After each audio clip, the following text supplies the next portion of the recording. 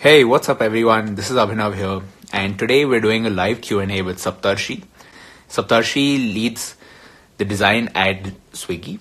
Previously, he was at Zeta and Housing. That's how I know him. We worked together at Housing for a bit. So, we're going to start with Saptarshi's story about how he got into design, how he transitioned from engineering to project management to design, and we're going to take some questions from the Facebook group, questions that have been asked in advance. But feel free to leave your questions in the comments as well. So Saptarshi has joined in. He's going to be on in just a second. Hey, how's it going? Yeah, I'm good. How are you doing? Cool. To give you some background context, I started putting up some videos on YouTube. This is related to how to get started in design. And one thing that I realized through this was that a lot of people didn't really know what it meant to be a designer. So a lot of the questions were just really basic things. For example, like, do I need to know how to draw to be a designer? Or like, is design coding? I'm not really good at coding. Right. And what I realized was we were missing conversations around design from people who had learned design by themselves, self-taught designers. And this was really causing like a awareness problem within designers. So the objective of this is to talk to you about your story, how you got started in design, what your journey has been like, since college, your first few jobs. And then we'll just keep the session impromptu. We'll take questions from the comments. Sure. So what's it been like? So from college till now, what has your story been like? I think our stories, yours and my stories, are very same since we are both from engineering background.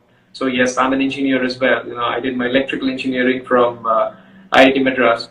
So this design thing started back when I was in school. I believe I was in the 7th or 8th standard. When my dad bought me the first desktop. So it also came with a printer. So the curiosity out there was, what could I do with the printer? Maybe print some birthday cards or, something that I can show it to my friend. And that's how I discovered Photoshop. So it came loaded with Photoshop, the assembled PCs of those days. So, I started playing around with that. I didn't have an internet connection. It was Photoshop 6. So trial and error was all that I did, So, I figured out a few things, how to use this bevel and emboss, and a few other stuff. Just kind of paused, and after that I got into IIT preparation, and then 2 years there was nothing that I could do. And then after going to college, I found a lot of resources out there, in the land. Of course, I had access to internet, so I could learn a lot from the internet. And I also saw there were lots of seniors who were into designing. So the first thing I do was I started designing for my hostel, my college fests, and then it just went on like that. People started knowing me as the guy who designs, the design guy. And eventually, I went ahead and I also headed those teams of those college fests. So yes, I was someone in the field of design back then. But designing was pretty much restricted to graphic designing, the poster design on A3 sheets, which would go on the notice boards of all the hostels and departments, T-shirt design. So that's how I started. I believe that's how many of us had started. UI was really a thing, Many of my friends and well-wishers always said that, why don't you build a career in design? I always felt that since I haven't studied design, I could never do well in this subject. I felt, people with a degree from NIDs and all would, kick my behind any day, and I would say. So, but one thing was certain, I didn't want to take a job in the field of electrical engineering. Not that I didn't like, but I felt I liked a few other things more than electrical engineering. Management was one of those. I thought maybe in the future I would go ahead and do an MBA. And in the MyCom, campus placements, I got a job for manager. I was a project manager in one of the MNCs out here in Bangalore. It's called Cerner Corporation. So I worked there for a year, and then my senior, who's also a designer, I'm sure you know him well, Ravi Teja, who was a designer with us in housing. So he referred me in housing, and that's when I first professionally did design at a large scale. Of course, before that, as a student, I did freelance here and there, for the startups coming out of college. But housing was my first systematic and professional design that I ever did. Got it. So one of the first things that I'm gonna ask, and this is from the group as well, Okay. is what was the shift for you from design to motion design? What was that journey like for you? There are two individuals. So no, I was at housing. I was a newbie designer. You have seen my Yeah. days. So I used to do mostly UX bit of it. The wireframes and stuff. I wasn't completely into visuals back then. So that was the time when I also discovered that there's something called Dribble, and people have been doing amazing stuff over there, including folks in our own housing team. And Yeah. individuals to name would be Rahul Bhosle and Rama. So, I Mm. saw them doing some amazing stuff. I went and spoke to Rama and said, how do you do that? What do I need to do? So he said, After Effects is where I do all these things. So he just spoke to me for a while. And that's when, I started experimenting with After Effects. So I just opened the tool, tried to animate something, went through a couple of tutorials here and there on YouTube. And then, one thing that I would say was I was very consistent with the thing. When I felt that I had to learn it and I had to pose that cool shot which Rama had done. So, that gave me that extra energy. So, Yeah. stay awake all night. I would go through all the tutorials. And then, I started getting better. And then I made my first dribble shot. And Rahul Bhosle was kind enough to give me a dribble invite. And that's when I posted my first shot. And I got a good result. So that was a very good confidence booster. And that motivated me to keep working and learning new things. And so after that, I just kept doing something or the other. Yeah, bit exaggerated, bit over the bound. But yes, that's my playground. I have fun and dribble. Right. So one of the things I think a lot of people want to understand is that when they look at people around them, they see a lot of engineers, they see a lot of traditional roles. Right. There aren't as many UI UX designers out there, which is why people normally think, if I do want to become a designer, do I really need to go to college for design? I mean, the answer is obviously no. You can be a self-taught designer, but I want to hear your perspective. As a self-taught designer, what do you think are the advantages of learning by yourself and going to a structured program with a degree? And Right. what are some of the first few things you did to get started? I mean, you talked about the spec thing, Right. but for somebody who's watching this right now, who wants to get into design, but has, knows some of the basic terminology, not everything, how would you suggest they practice? How do you suggest they break into the field? Well, design is a very large field. I don't think I'm qualified enough to speak about each and every sense under design. But yes, I can speak a bit about digital product design. That's what I have been doing for the last 3 or 4 years at least. So, the design that I used to do in college, it was like graphic design, as I said. It was more about, how can you make something interesting? How can you fit in content and communicate something and, let people register or attend a talk or attend an event and stuff. So that was the kind of problems I solved with my design back then in college. So, I never really thought that as a problem solving back then. I thought, I'm doing it just because I know how to use Photoshop. To be frank, that's what I thought. I'm the guy who can use the tool called Photoshop. That's it. But, after I started designing professionally as a UX designer in housing, that's when I slowly discovered that, it's problem solving first and then everything else. Yeah. So if you ask how I started as a product designer there, I would say clarity of thought, and that's advice many people have given me. I would always try and reason as to why something is happening. I would question why. Now, even today, when I say conduct a workshop on UX, that's one thing I always stress on: that ask questions. If someone tells you that you just have to redesign Uber, you should ask why. Why doesn't the present design work? Is there anything wrong that you want to fix? It could be a visual thing as well. The colors are not good, maybe the contrast is not right, but yet it's a problem. So unless there's a problem, unless there's a reason, you don't know what to solve. Yeah. So I believe in questioning, and once you question, your own thinking becomes more clear, and you know exactly you're looking for, or what exactly someone else is looking for. So that's how I solve the problem. So if somebody wants to get into design today, right? what would you suggest they do? Should they go for a course or should they try to self-learn? And, I think this depends on the kind of person they are, but what do you think about that? I don't really have any experience of taking a course. Although I've spoken to a lot of people who had taken some course from some schools or organizations. Well, of course, I'm not talking about the big institutions like NID, or I'm talking about say the online courses or maybe stuff like that. I haven't really got a good feedback from anyone, to be frank. I mean, they were not happy, at least the people I had spoken to. But then I have seen the approach that you have taken, and I really like that.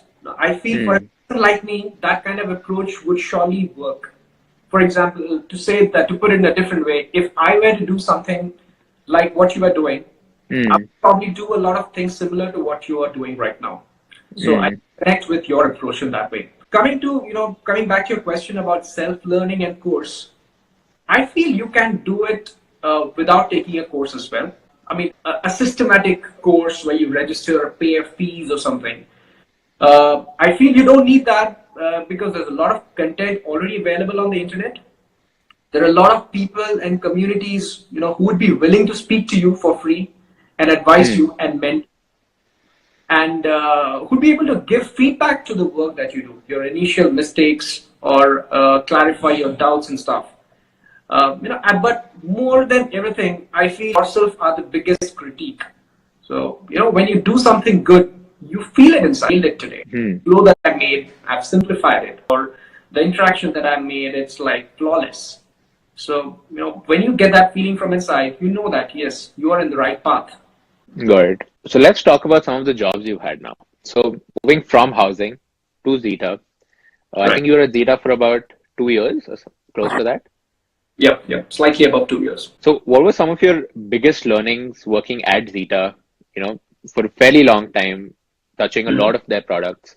What was the sort of main learning if you had to distill it down from those 2 years?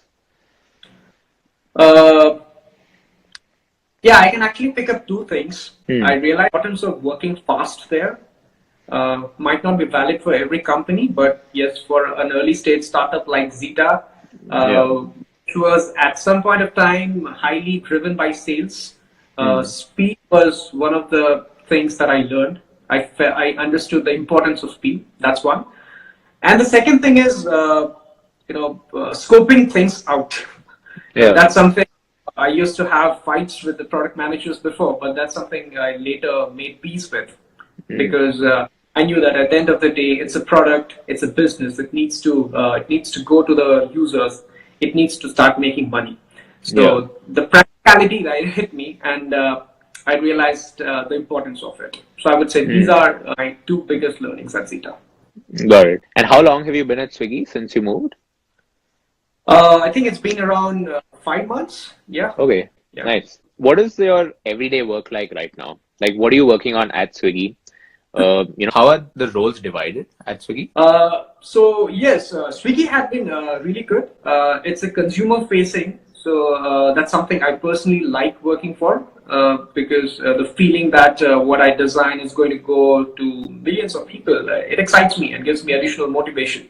Yeah. So the team out there is larger than what it used to be at Zeta. We have close to 16 people, including my VP, Srinath, who I report to. And we have 2 dedicated researchers, 1 dedicated illustrator. And rest of the people are mostly, the full stack folks who do visuals as well as UX, everything. So these people are again divided into 2 broad categories, you can say, the supply and the consumer. So I primarily work on the consumer side of it, right? Consumer experiences.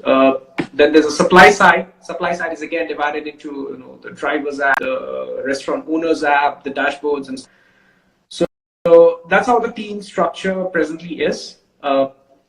So everyone is given responsibility of certain aspect of the business of the product, and they work on it whenever there's a need or whenever any new thing is being built.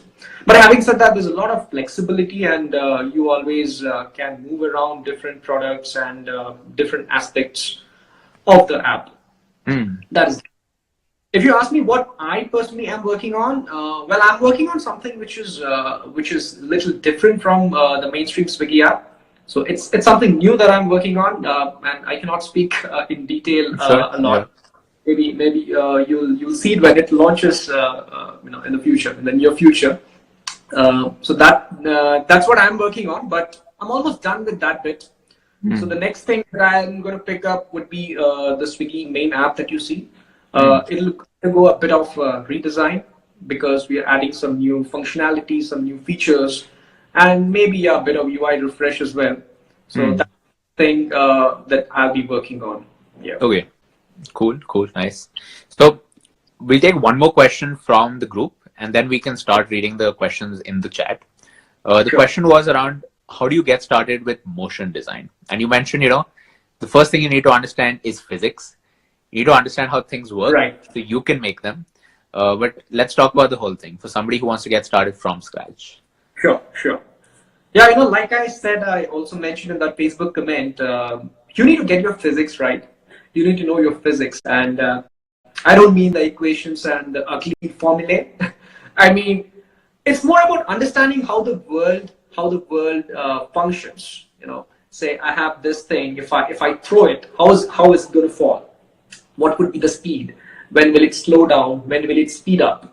Or this is a metal cup. What if this is plastic? What if this is rubber?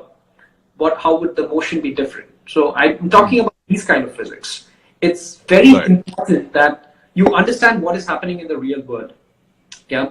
If I take a ball and if I throw it to the wall, it'll bounce. It'll also squish a bit perhaps, and then it'll come back, rebounding back to me in a projectile motion or something, right? Yeah. So these aspects are really important for you to understand your physics, and then replicate them in the digital media. And how you replicate them, what level of exaggeration you do or what level of interpolation you do depends on what you're designing for. Like, there's a very famous Disney's principles of motion design. There are 12 principles of motion design. As a theory, you can go through that. It's really good. It very nicely summarizes almost all these aspects. But if you're doing something for a digital product, yes, the level of how you do or to what extent you move something or shake something, it depends, right? I think there was also another question about where do you draw the line. Yeah, I think because with motion design, it's like you have the whole universe, right? Yeah. And then with digital, it comes down to like certain things that you can do. So how do you draw that line? What are the different things that go through your head when you're doing something like that? Okay, so I draw the line. Let me speak first from a designer's perspective, and then we will get into the technical constraints. From a designer's perspective, when I'm designing for a real product, that is, that's going to get developed and users will hold it in their hands. Then I draw a line at a place where, say, it doesn't interfere in any way with any of the basic functionality of the app or the product. Okay? That is very important because, like I said, everything is problem solving. If you're using motion for something, you're trying to solve a problem. Or maybe you're trying to ease something, not necessarily a problem. But in the process of doing that, if you create another problem, then that's not what you're looking for. Yeah. Right? That's somewhere where I draw the line when designing. But of course, when I put something on Dribble, I exaggerate something a little more. Maybe I slow things down a bit, I smoothen things down a bit, bit of extra bounce, bit of extra jerk. Because Dribble is a place which is not necessarily a portfolio. It's a place where designers show off, to be frank. And also, there's a lot of difference when you're seeing something in a screen which is, say, at a 3 feet distance from you versus when you're holding a mobile device in your hand which is maybe a feet away from your eyes.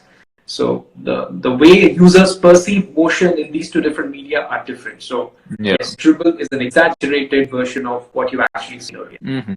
I think with a lot of times Dribble is designers impressing designers, but like I don't mean that in a bad way. Like you sometimes do need to see things that you don't on an everyday basis just so that your thinking of what is possible just expands even a little bit. Yeah, absolutely. So I have another question here from the chats. How do you pick a color scheme for your project? For a lot of times when you're doing something, there's an established style guide already. But when you're starting out with a fresh project, how do you decide what the color scheme should be based on who the users are, what the app does, and so on. Yeah, yeah. If I design, of course, for an existing product, say, be it Housing, Swiggy, or Zeta, they have their own palette. And having worked in Housing and Zeta for almost 3 years, I have grown some kind of affinity towards the color purple. So, people were joking around when I joined Swiggy, and they were asking if I'm going to paint Swiggy into purple. But no, that's not going to happen. That's my personal choice. Yes, I do feel purple is very vibrant. That's one of my personal choices. But now coming to the question that you asked, what do I do when I pick, say, a color palette for a product which doesn't have one, say something new that I'm designing for from the scratch? Well, there are multiple things. I see what kind of a product it is and what kind of a vibe it would need. The kind of users that we are targeting. If it's a very serious sort of product, which would, elders or say people in their 30s or 40s would be using, I might use a little conservative color. Again, depends on what the product does, what the app does. And if it's, meant, if it can be slightly playful, the entire narrative of the brand narrative is slightly playful, then maybe I'll use colors accordingly. Now, coming to the next part of the question, which you said, how I decide the palette. The first thing was mostly about the main color of it. Palette, I rely on nature a lot of the times. I like taking pictures. I mean, if you follow me on Instagram, you'll see that I like to take pictures wherever I go. And I always observe very interesting patterns and colors and gradients which nature throws at us. So I quickly click those pictures and I keep them in my phone. And whenever, say, I'm clueless about which color or which palette I need to use, I refer to those images. I drag one of them, say, to my sketch artboard, and then I try and pick some colors here and there, and I see myself finding a very nice palette very soon. So yeah, nature and those photos, all the hundreds of photos that I take, does help. Intuition versus process at Swiggy is what. Well, I don't know if I should reply to this question on behalf of Swiggy, but I can tell you my personal opinion. So I'm a strong believer of a process that's a combination of three things: data, user research, and my intuition. So I always go ahead with that, and with intuition being at the top of the funnel. So I start with my research, where I check out, say, other products. I go and meet my potential users.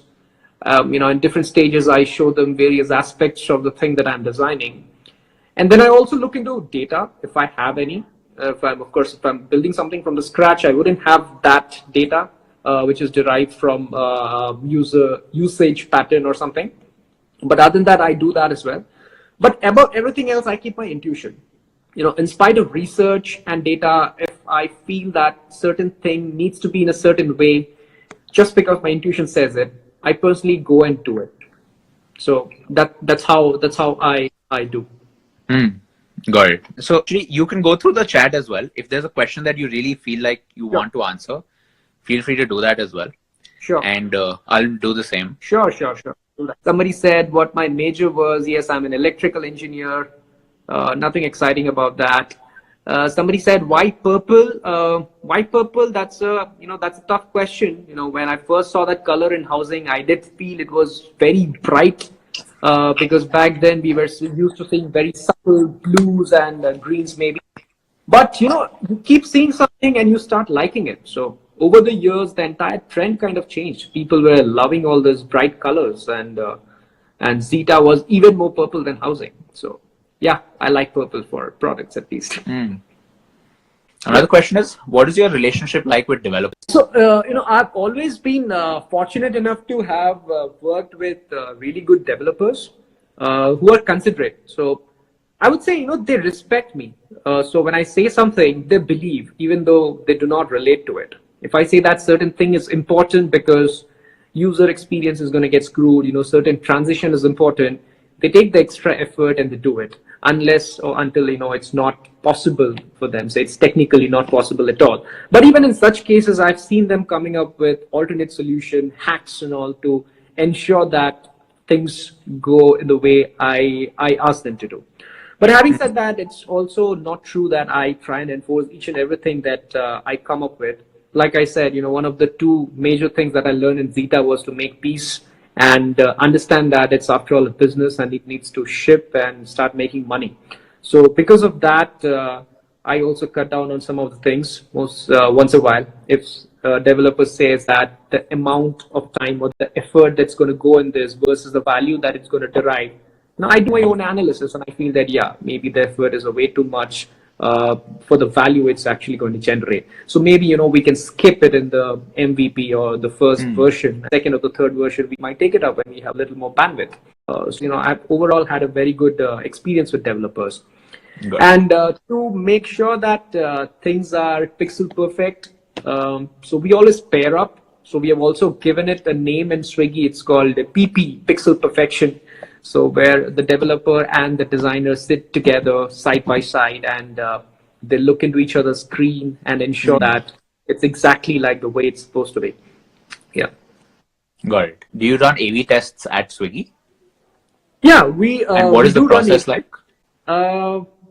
I don't know if there's a process, to be very frank. All that I know is A/B test is run when we have two diverging approaches. And if we cannot decide between which one is better over the other, and both the approaches seem correct but diverging, we go ahead and do an A/B testing. Got it. Yeah. Any other questions here that look interesting to you? Feel free to scroll. Did you do any design internship? Somebody has said, no, I've never done a design internship. I did freelance as a student, and then I directly got into housing as a full-time employee.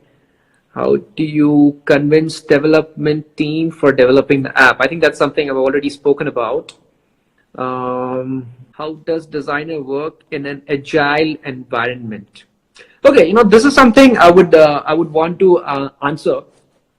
And I think I'm also qualified to answer because I was a project manager in my first job.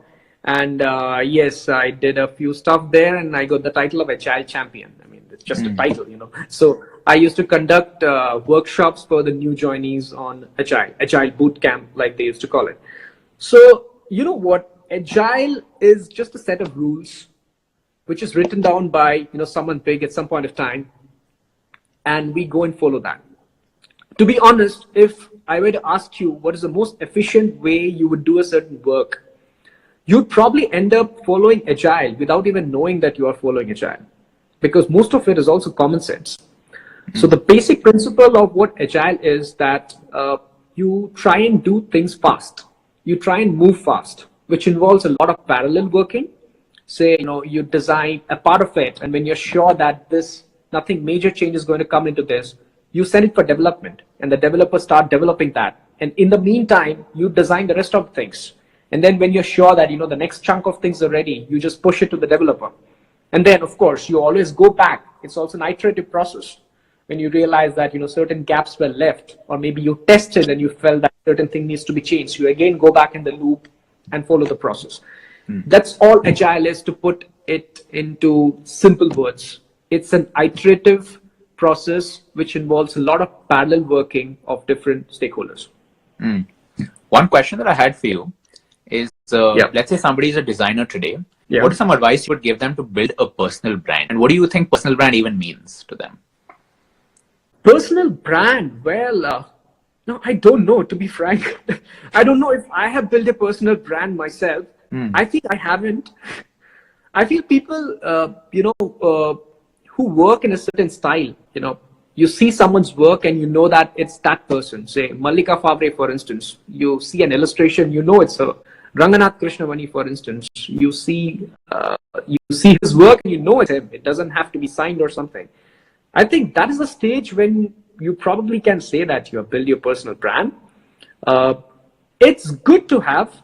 I'm not sure how important it is. Let me clarify what I mean by that.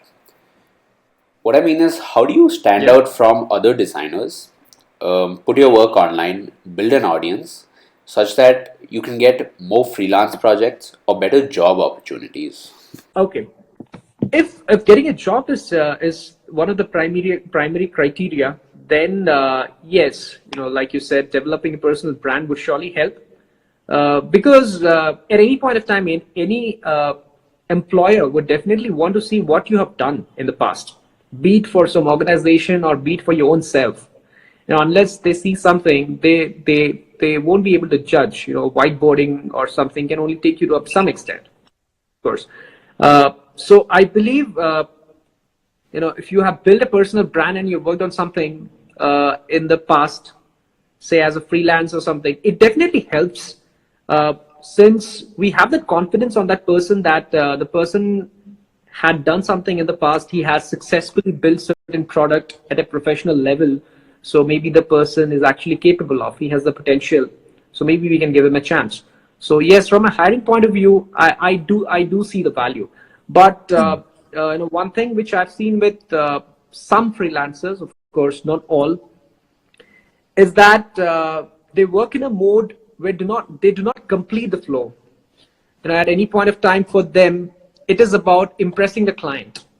It could be, you make a cool prototype and the client is all impressed, and you haven't even thought well about the UX, which is not good. Maybe the flow is broken, but you could manage to impress the client with one small prototype or one small animation. And you see that project, you got paid and you completed it, and you have proudly put it on your Behance or Dribble. But that's not what I would want to see as an employer, or that's not what product design is. The priorities are not correct in that. So yeah, so far, those things are taken care of. I think, yeah, it's good. Got it. Okay. Okay, I saw a couple of questions. I think somebody said best wireframe tool. I use Sketch for everything else. I do not use any different tool. Do you see career as a designer or planning to be in design or switching to management? Well, I personally feel I'm a good manager because I have done successful management in the past, be it in the college or at my jobs. I've done stuff related to management. But having said that, I don't feel I'll have to stop being a designer to be a manager. So I can be a designer as well as a manager in case I wish to in the future. Yeah. How you convince engineering students to love design, that design is perfect for them, but society can them fool. Okay, you don't have to convince engineering students to love design. I think if they genuinely love design, they will get into this field or continue loving design. So I don't think anyone needs to make an extra effort to make them love design. But yes, of course, what we can do is we can create more awareness. Could be in the form of what Abhinav is doing, there's live videos or all the YouTube videos that he's making. That is a really good way to increase awareness. How does design play a role in AI application like facial recognition or in audio recognition like Alexa? Yeah, that's a good question. And to be frank, I don't have a lot of experience or qualification to speak about that. I did experiment with all these things that you mentioned here. Yeah. I keep reading about them, but I've never professionally designed anything which involves this. Yeah, recently I did work for a personal assistant. It's a personal assistant using which you can request medical services. You can say chat with your doctors, and you can order medicines, and of course everything else what Alexa and Google Home does. It was a good experience because it's not just the interface that you design. It also many other things which runs in your head. What happens when certain command is executed? What other things would you do? Just like when I tap on submit, I show a confirmation screen, say, which says yes or no or confirm or cancel, just to give an example. The same things would happen in voice. How do you handle that? So those are the challenges. It's again about thinking. If you have clarity and thought, if you just keep thinking what would happen next or where you have come from, I think it can be taken care of. I'm not sure if I have given the best of my performance in designing that assistant, but yes, I believe I did a commendable job. What do you think, will AR, VR play a role in the future of design? VR, I'm not sure. I don't know. Let me put it that way. AR, I definitely see a lot of potential. Not just the fun part, where you can get some 3D character standing in front of you in your photo, but many other practical aspects as well. In fact, at Swiggy, we do plan to experiment, as a part of the design team, not as a business. We have done a bit in Zeta as well. So, this is something, small exercises that we as design team take initiative and do, and maybe make prototypes and just post it on Dribble or something. I don't know how close this would be for to reality. Okay, a few other questions. What do you see first in a resume, past experiences of projects, or any other thing? I'd like to answer this. To be frank, I don't see anything. If someone asks me for, if there's an opening in my company, resume is not one of the things that I ask for. That's an additional thing which the HR might need as a part of documentation. But for me, it's just the portfolio. The portfolio and a phone call with you, or perhaps a hangout, that works for me. I don't need to see where you have studied or what you have studied. Career in design too. He says at initial stage of career in design, that's 2 to 3 years into the game, it's good to work on multiple fields of graphic design, or should one focus on one thing and become good at it? Well, this particular thing I've discussed with many people, many designers, and everyone had different opinions. I can tell you what I think. I can tell you my opinion. I feel you become specialist only mastered all the things, or at least a lot of things. You don't get a PhD without an MTech or a master's degree. So I believe in the initial stage of career, that is 2 to 3 years into your career, you should try your hands in each and everything, because it's too early to call yourself a specialist, whatever your title might be.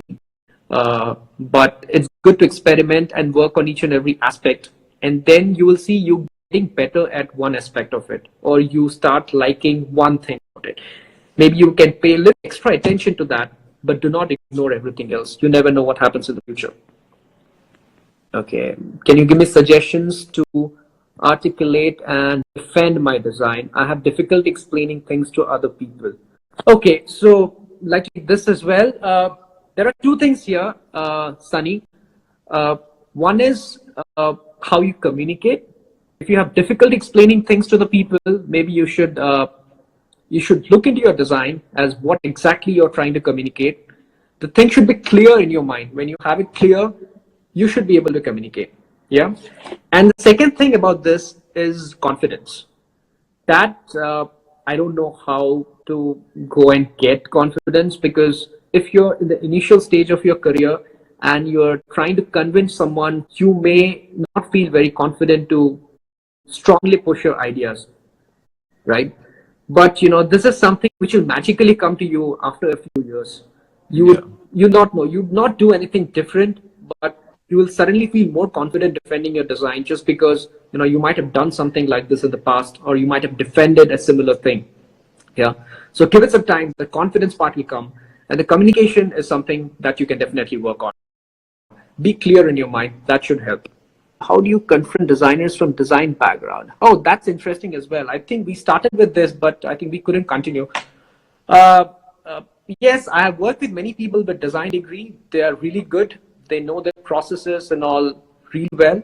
But having said that, I've also worked with some brilliant people in the industry who do not have any design degree. So, I cannot say if the degree had made someone a better designer or not. Yeah, I'm saying this out of my experience out of the people that I have met and worked with, right?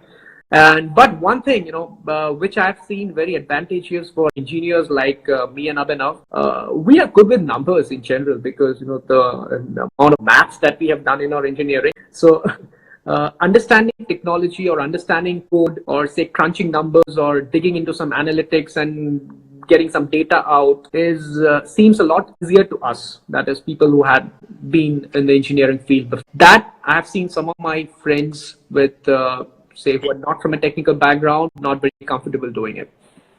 Who did you look up to while learning motion design? Yeah, like I said, there were two people, Rahul Bhosle and Ramakrishna, and in addition to that, all the wonderful people out there on Dribble who are kicking ass. So thanks a lot for doing this. Apologies for my internet connection. So all lovely folks out there, feel free to reach out to me if you have any questions which I haven't answered or haven't got a chance to answer.